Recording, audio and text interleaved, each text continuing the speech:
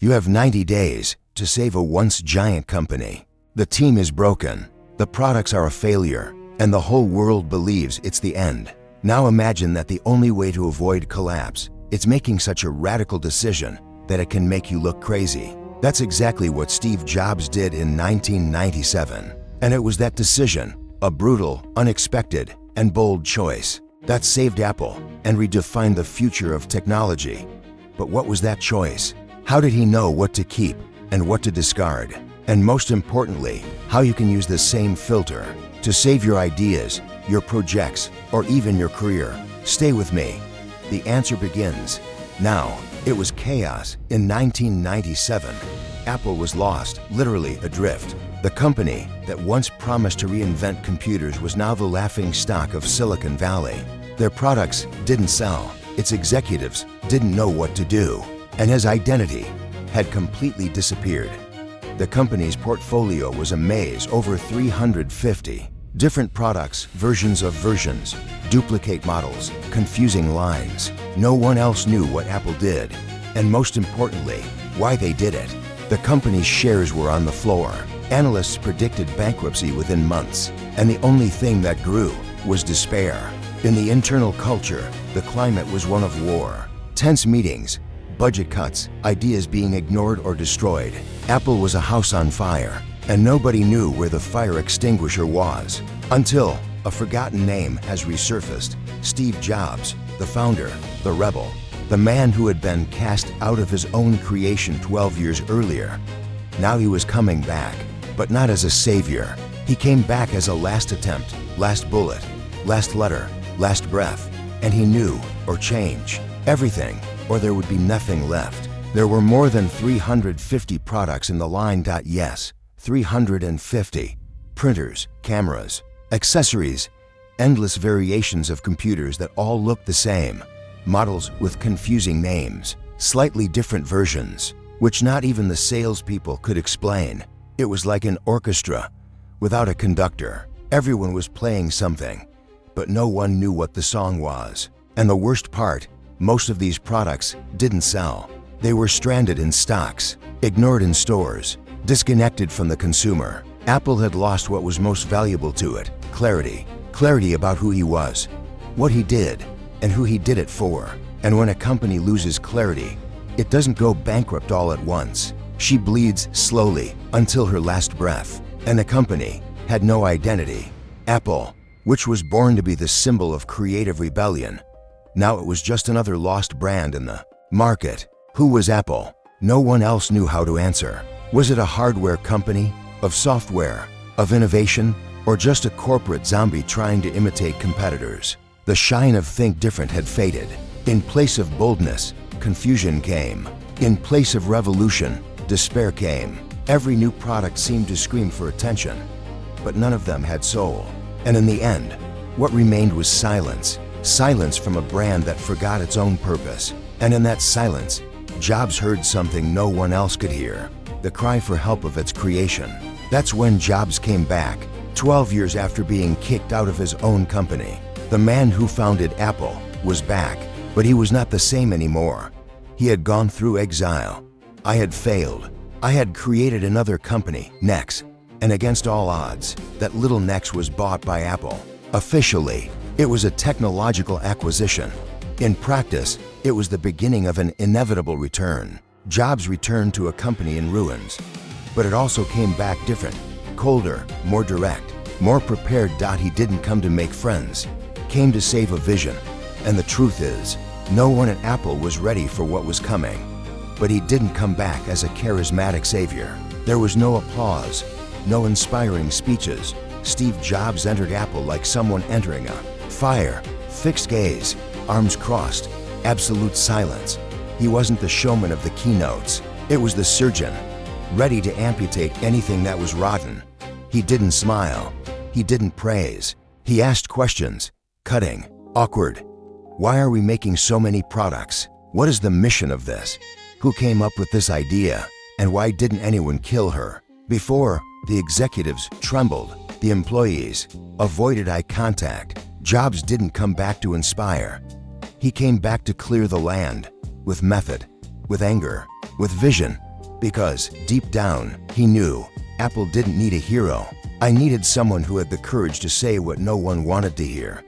He came back with blood in his eyes, not in the sense of explosive anger, but in the eyes of someone who has been humiliated and survived. Steve Jobs had been betrayed, expelled, forgotten, and now fate had put him back exactly where it all began, but with a brutal difference. Now he owed nothing to anyone. I didn't want to please the council. He did not seek media approval. He didn't care if people liked him. He just wanted to save Apple, not even if I had to destroy it first.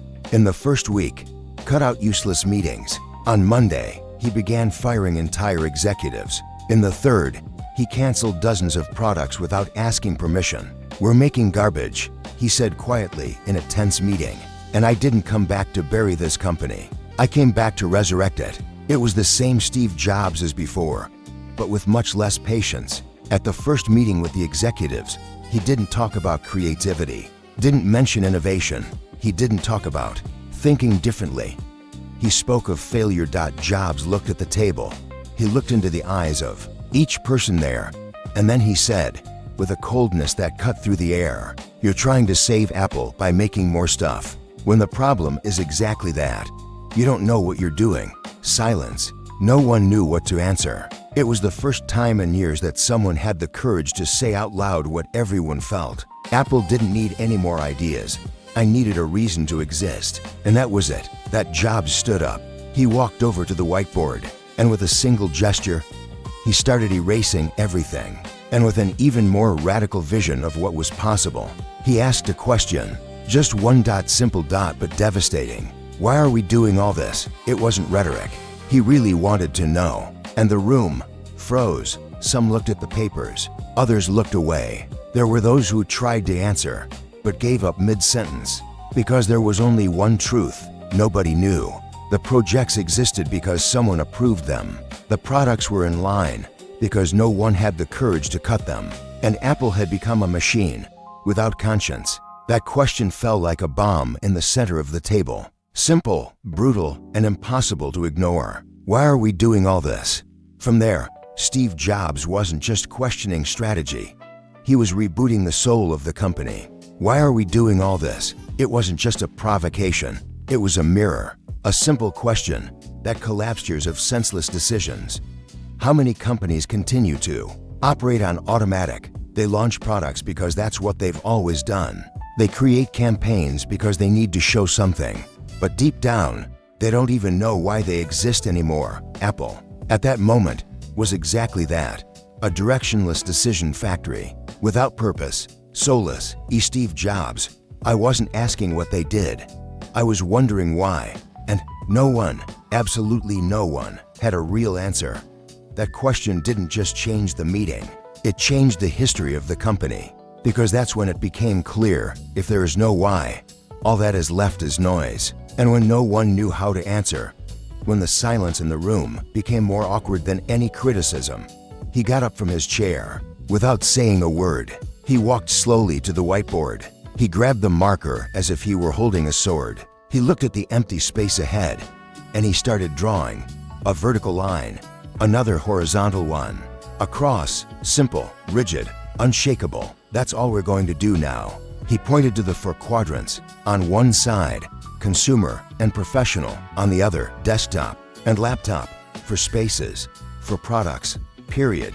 The rest, die. No one believed what they were hearing. He wasn't restructuring. I was eliminating.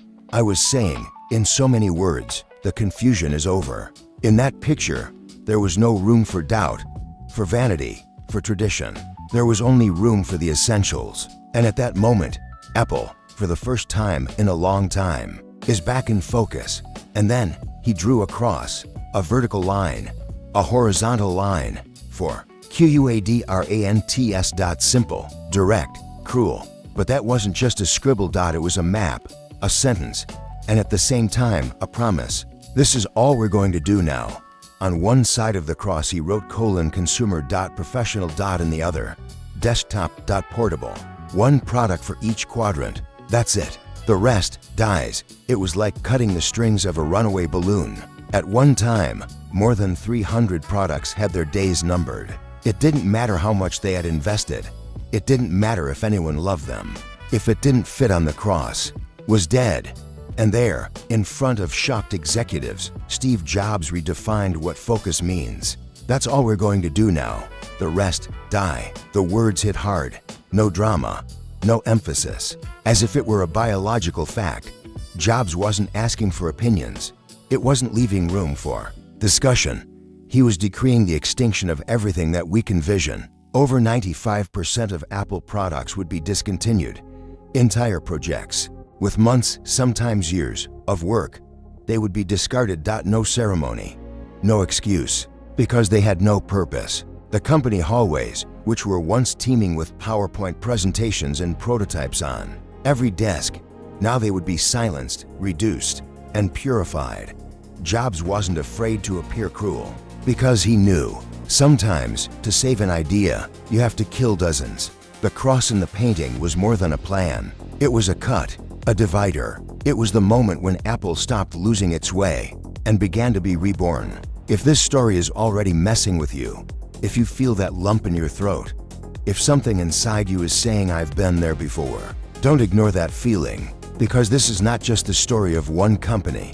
It's the story of every creator, every visionary, everyone who has ever gotten lost in the midst of too many ideas. And maybe you're now at the same point Apple was in 1997, full of projects, no direction, no identity, waiting for someone, maybe yourself, to make a definitive decision. So if this makes sense to you, subscribe to the channel, leave a like, but mainly stay until the end, because what comes next, it will show you how Jobs separated genius from noise, and how this can change not only a business, but his whole way of thinking. If this video is messing with you, if any part of his story connected with Apple's fall and turnaround, so leave a like, not just because it helps the channel, but because it shows that there are still people who value real history, without filters, without formulas. Sign up, because we don't talk about easy success here. We talk about vision, about difficult decisions, of what separates those who dream from those who make it happen. And share this video with someone you know who needs to hear this. Maybe a friend lost among 1,000 ideas. Maybe you yourself in an old version that still needs to be closed. Oh, and comment below. What was your biggest difficulty in saying no to an idea that seemed good? Let's build this conversation together. Because what comes next, it's not just about technology. It's not just about business.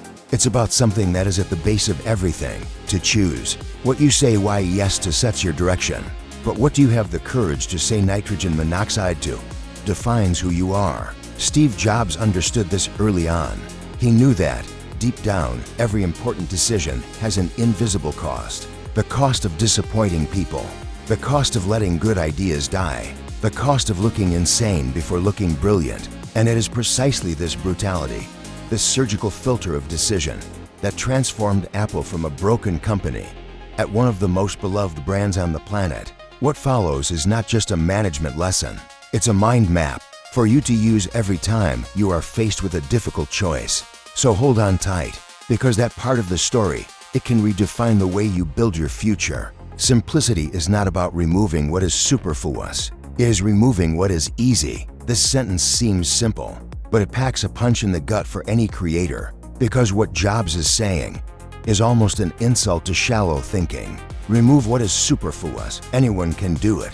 Any manager, any spreadsheet. But removing what is easy, there's the real cut. It's saying no to what is obvious, to the shortest path, to the solution that pleases, but does not transform. Jobs believed that true simplicity was not aesthetic minimalism. It was brutal clarity, a simplicity that hurts, that requires courage, that makes you look at the idea you love and ask, is it essential or just convenient? And it was this kind of simplicity that guided his choices. At Apple, every decision was a minefield, but he didn't look for shortcuts. I was looking for essence. And maybe, if you are surrounded by ideas, paths, possibilities, maybe what you lack is not more effort, but the courage to remove, which is easy. He was not looking for popular ideas. Steve Jobs didn't want what made sense to everyone. He looked for what made sense to his vision, even if it seemed absurd to everyone else. Popular ideas are safe. They are comfortable. These are the ones that receive applause, even before being tested. But Jobs didn't want applause. He wanted impact. I wanted friction. I wanted transformation. Many people tried to please at meetings. It presented trends, market research, and colorful graphics. Jobs looked, listened, and asked, will this be forgotten in 6 months? If so, then I'm not interested. Because he understood something that few leaders have the courage to accept. Popular ideas appeal to the now. Brilliant ideas are annoying at first and change the world later. And perhaps, because of that, he made fewer mistakes. Because I wasn't looking to be accepted. I was looking for the inevitable. Jobs looked for ideas that made people uncomfortable. Not the ones that brought immediate smiles, but the ones that caused uncomfortable silence. The ones that made the room tense. The ones that made people frown and say, but no one has ever done this before. Exactly. That was the sign. Jobs knew that every truly innovative idea, at first, seems wrong. It looks ugly. It looks strange. It looks dangerous. Because all genius, at birth, is rejected by what the world considers normal. If the idea was too pretty, too rounded, too consensual, he was suspicious. He wanted the ones that shared the room. Those who defied standards, the ones who risked looking like idiots before they looked brilliant. And maybe that's why he got it so right.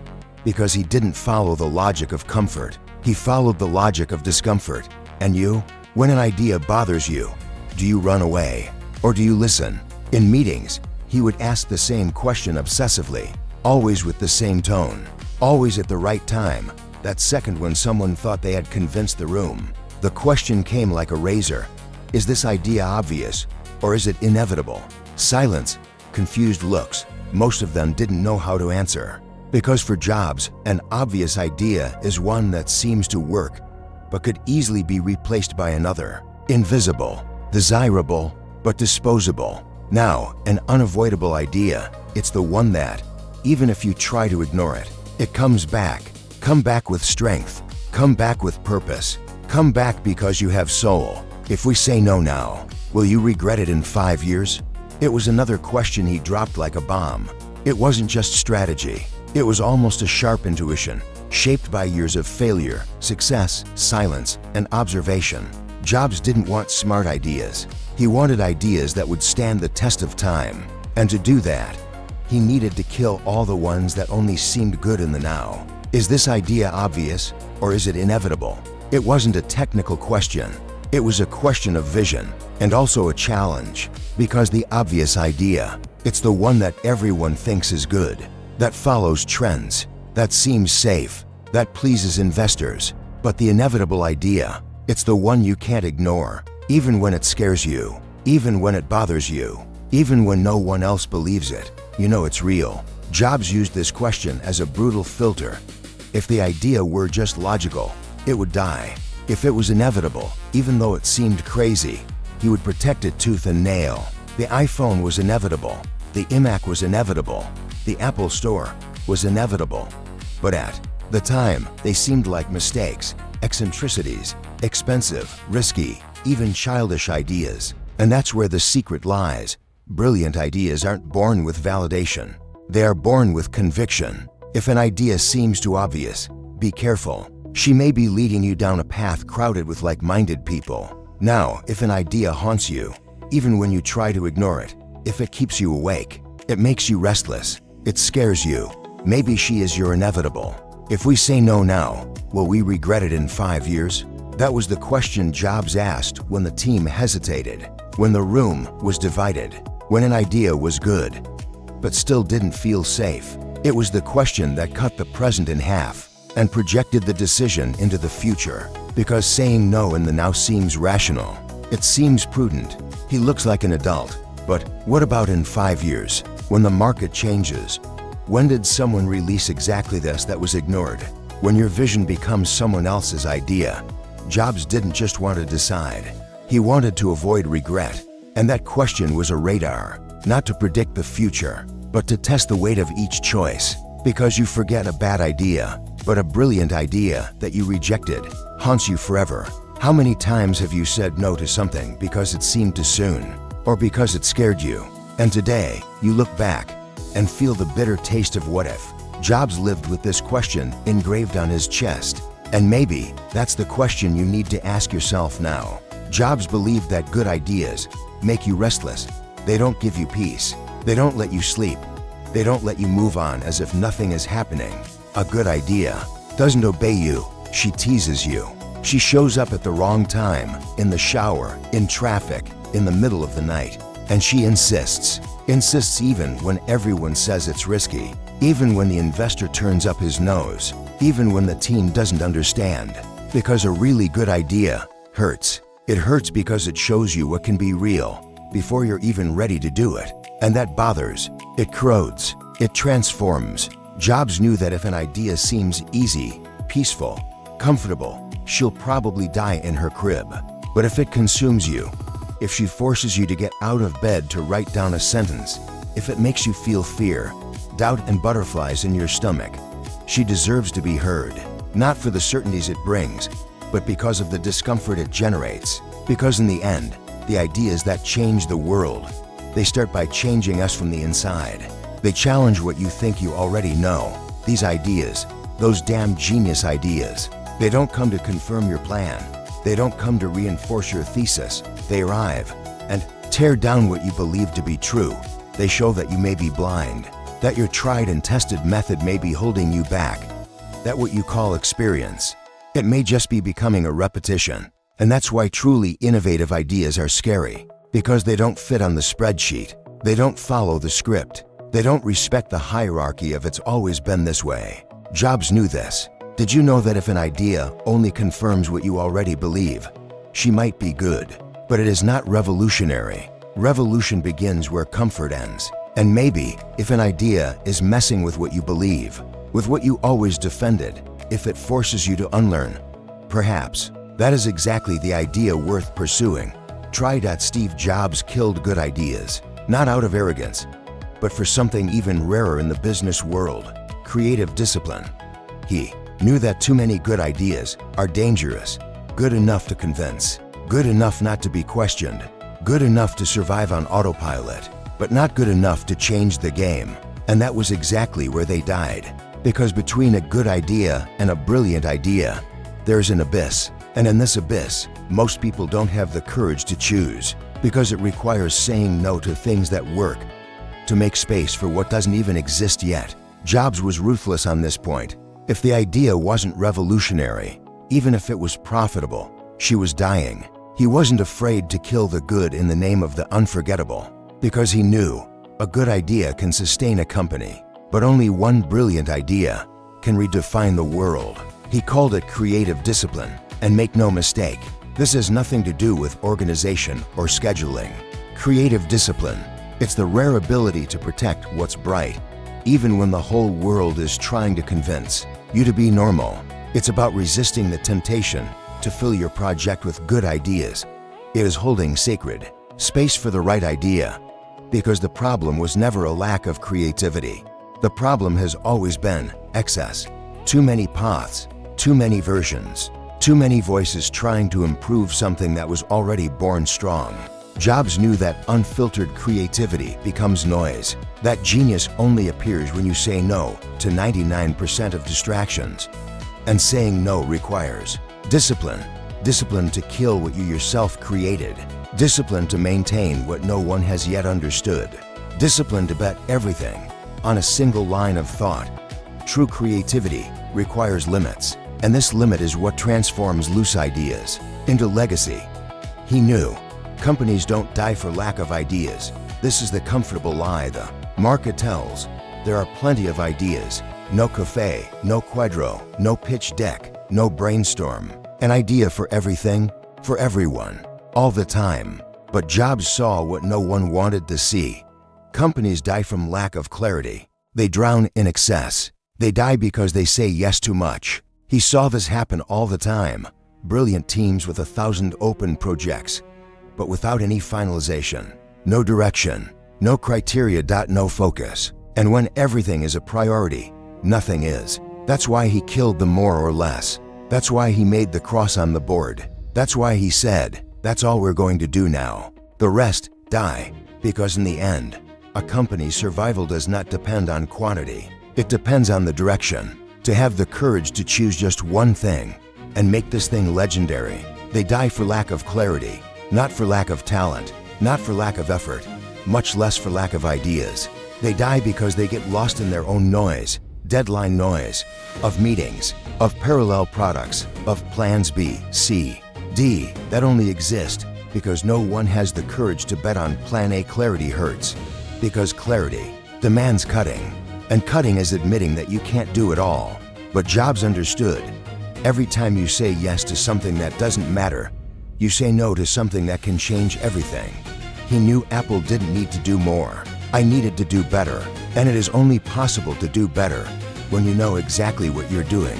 Clarity is saying, this is it, and have the courage to eliminate the rest, even though the rest seems to work. If your company, your project, your idea is slowly dying, perhaps there is no lack of action. Perhaps there is a lack of clarity. And maybe, whatever is killing your project, it's not a lack of talent, nor the lack of ideas, not even the lack of time, not even resources, much less passion. Maybe what's killing your project be the excess. Too many options, too many paths, excessive fear of choosing. Because while you try to keep all the doors open, time is passing, the energy is leaking, and what could be brilliant is being suffocated by what is just okay. Steve Jobs learned this the hard way. He had to kill ideas he loved, had to disappoint people, had to destroy parts of Apple to save the essence. And maybe you need this too. No longer an idea, but a decision.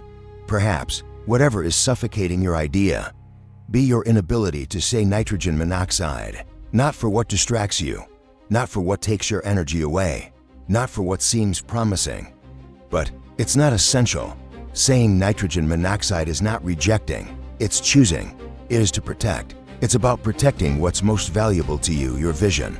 The world will try to convince you to say yes, all the time, to another project, another trend, just another task that seems important, but only serves to distance you from what really matters. Jobs knew this, and he didn't just say no to others. He said no to himself, for your ego, for your pride, for that desire to please everyone. Because saying yes to everything, it's the quickest way to bury what makes you unique. And maybe today, may it be the day you choose what you will live and what needs to die.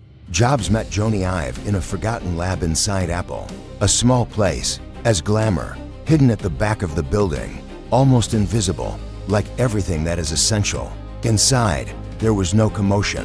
There was silence, concentration, strange pieces, raw materials, and in the corner of the room, a man was looking at a prototype as if he were looking at a sculpture. Jony Ive, British designer, discreet, minimalist, obsessed with function and form. Jobs approached. He looked at the table, and there it was, a transparent, simple computer with smooth lines and something inexplicable. It wasn't just pretty, it was poetic. It didn't take Jobs more than 30 seconds to understand, and that, in that instant, he found someone who spoke the same language as him, but through objects. And more than that, someone who also believed that technology could be art. It wasn't a meeting, it was a recognition, as if two parts of the same idea had finally met again. From then on, Jobs and I became inseparable. One drew with words, the other with matter, and together they would create the first symbol of the new Apple, the iMac, there on the table.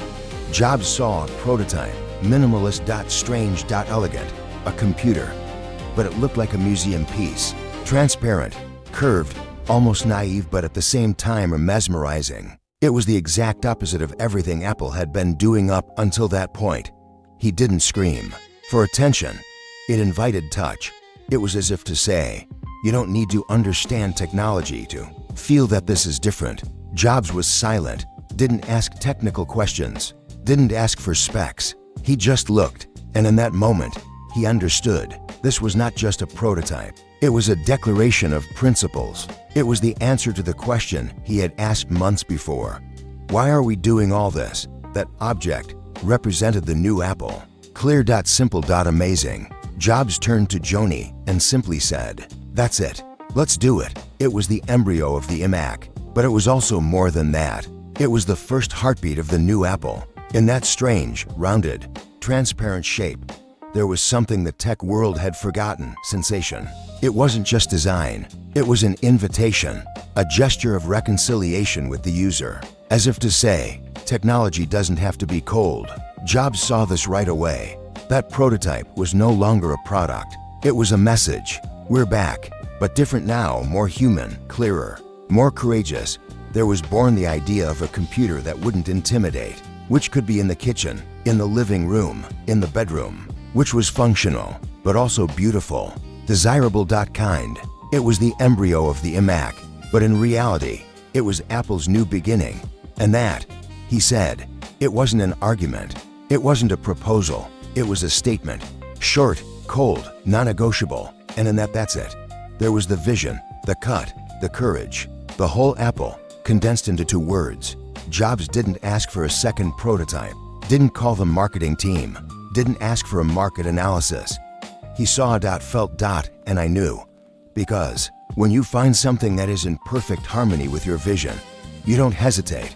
You recognize that it wasn't just approval, it was a commitment. From then on, that prototype was no longer an idea, it was a destiny. From now on, we will build technology as if it were art. That phrase wasn't just a creative direction, it was an act of rebellion. Until then, technology was gray. It was square, cold, functional, made for engineers, not people. But Jobs, he looked at that strange, almost childlike, transparent prototype and saw something that no one else saw. This can get emotional. It can generate desire. You can tell a story. It can make someone feel proud to have a computer in their room, like a sculpture, as a living work. It was the end of the era of hidden cables, from complicated manuals, of products made to look difficult. Apple would no longer sell technology. I would sell experience, form and function and balance, engineering and emotion in the same package. Jobs and Jony Ive weren't just redesigning a computer, they were redefining what it meant to use technology. And from that moment on, every button, every sound, every curve, Jobs decided that every Apple product would be a manifesto, not a catalog item, not a market solution, but a positioning, a contained screen that said, "This is how we believe the world should be." Because for Jobs, design was not aesthetics, it was intention. It was philosophy applied to matter, and every detail, from the source of the packaging to the click of the button, had to carry soul. If the product wasn't capable of moving, he wasn't ready. The iMac wasn't just a computer, it was a protest against boredom, against excessive complexity, against the idea that technology needs to be ugly to be efficient. It was a manifesto of creative courage, of brutal simplicity, of functional beauty. Jobs believed that every product launched needed to say something the consumer didn't hear from anyone else. You deserve more. Technology can be human. Thinking differently is still possible. And it was with this thought that Apple came back from the brink of death and returned to center stage, not as a manufacturer, but as a brand with soul. It would be thought of as a brushstroke, and that idea changed history, not just from Apple, but from technology. Do design, the way you look at an object on your desk, because for the first time, a computer made you feel. The iMac wasn't perfect, but it was unforgettable. People bought it because of the colors, because of transparency, because of the feeling that we're being part of something. And they were. They were participating in the rebirth of a brand, from the beginning of a philosophy, from a new chapter where technology wasn't just a tool, it was an identity. Sales exploded. The media surrendered. Competitors started to chase. But it was too late. Jobs had done the impossible. Making a product a manifesto and a company on the verge of bankruptcy into a cultural symbol. Everything. Because he had the courage to choose, to cut, to focus, to say. And that Steve Jobs didn't save Apple with a marketing campaign. He didn't bet on slogans. He didn't call agencies to make up empty promises. Did not try to improve the brand image. He went straight to the root. Not that it really matters. What no one has the courage to touch. in the vision, in clarity, in the brutality of saying, this here will live, and this here needs to die. Jobs knew that companies aren't saved by speeches. They are saved with decisions. Decisions that hurt, that scare, which at first seem like suicide, but then they became history. He didn't use words, used focus, used the cross on the board. He used simplicity as a weapon, because in the end, a good campaign can attract attention, but only a clear idea with courageous execution transforms a business. And that's what he did. No promises, just choosing. He saved Apple with a decision everyone avoided. Eliminate noise. Choose brutally. Focus on the essentials and kill the rest. While the market was calling for innovation, while competitors were looking for more features, more lines, more everything. Jobs did the opposite. He simplified it. Reduced 350 products to 4. Transformed operational chaos into non-negotiable clarity. Killed good ideas to protect the geniuses. Because in the end, what separates those who try to survive of those who change the world? It's a single decision, the one everyone puts off, the one that looks risky, the one that requires you to choose a path and abandon all others. That's what he did. That's why he didn't just save a company. He started a revolution. Eliminate noise. That was the first choice. Cut out the excess, the noise, the distractions, even if it looks good, even if it's already working. Because everything that is not essential weakens. Bet on clarity, the second choice. Say that's it, and sustain this phrase with courage. Clarity does not come from certainty. Clarity comes from focus, of sacrifice. What are you willing to give up so that your vision lives on?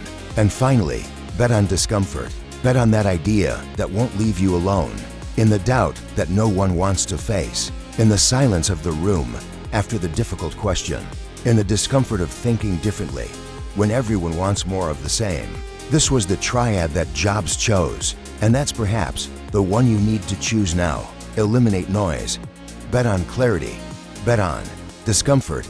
Simple as that, and brutal like every worthwhile choice.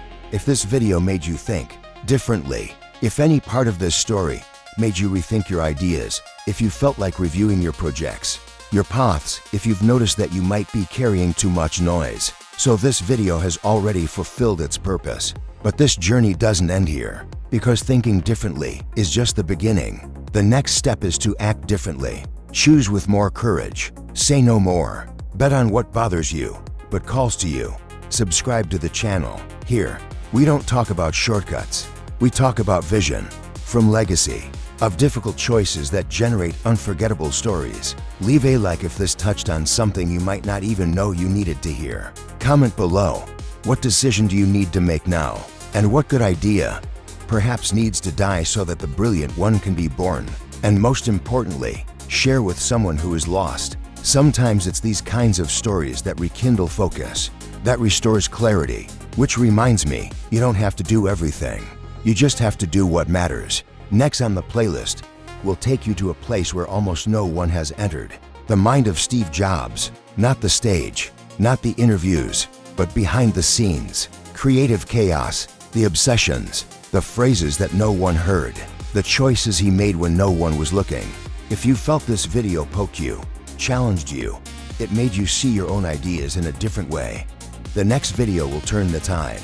You will understand how he thought, why he reacted the way he did, and most importantly, how can you apply this to your project, your brand, your life? So it doesn't stop here. Go to the next one.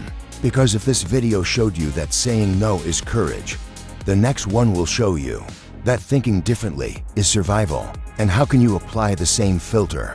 The truth is, you already have too many ideas. You already have notes, sketches, plans, saved folders, drafts. But perhaps what Jobs cultivated as a daily ritual is missing. Courage to choose, clarity to eliminate, focus to sustain. Jobs' filter was not a technical tool. It was a constant, painful, and necessary question.